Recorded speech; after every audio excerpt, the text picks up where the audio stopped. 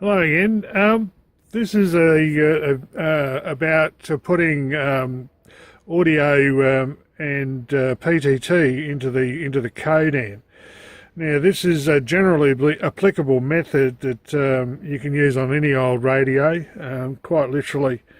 What you're looking at here is actually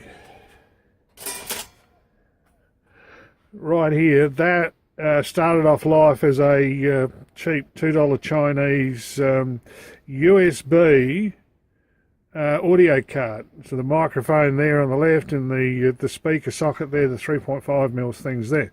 The case has been removed and I've substituted the original A style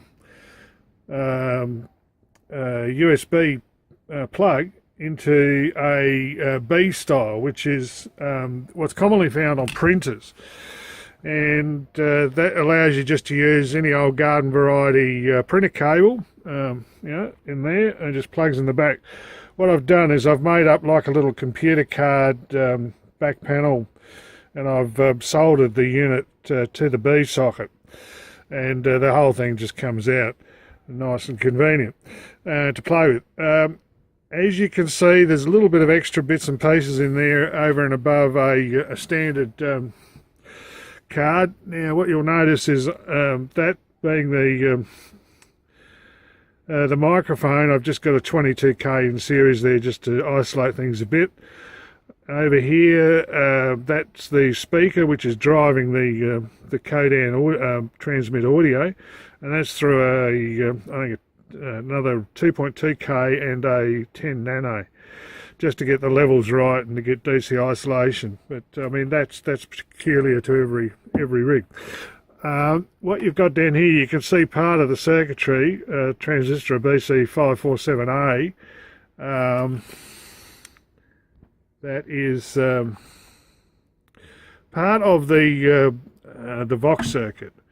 So what you do is put USB in there and plug the other end into your computer, and it just thinks it's a USB card. The question is, how do you make PTT happen? Well, the answer to that is with a little bit of circuitry. Just hang on. So this is a circuit I found on the internet, and it's down here. It's WI8 LMF. Is the author.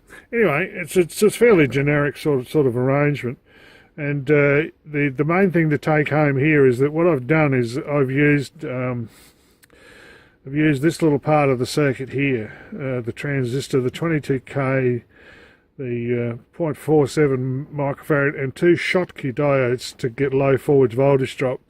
I haven't used the transformer or anything like that. That's not in my arrangement, but I've used this part. That's a 2.2K and that's a 10 mic, and I just use this to directly pull down the PTT. I have got a 22K pull up just to help this thing decide to do the right thing, and that's really about it. What can I say? It works really nicely, and you can apply it to any radio. It's